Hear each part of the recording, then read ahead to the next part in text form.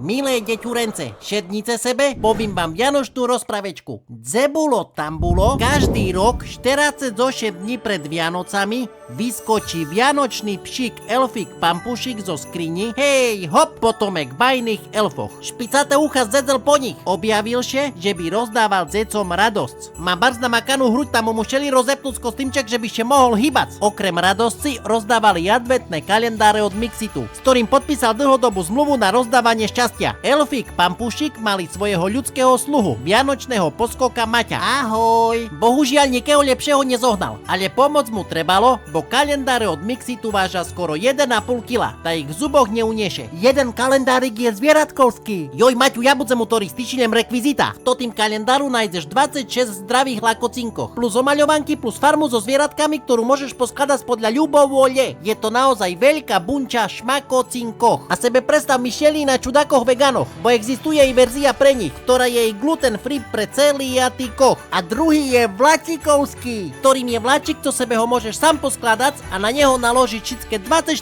okienka zo kalendára. Kto toto vymýšľal, asi bol genius, však to deci musí baviť jak grom. Keby mám ruky, tak ako skladám. A navyše Elfik Pampušik vybavil na Mixit zľavový kód Pampy. Placi na Slovensku i vo v Česku. Aj na zľavnený tovar. A takže Pampy a jej podaní vybrali rozdávať zecom kalendáre. Ale o tým už vecej v príbehoch.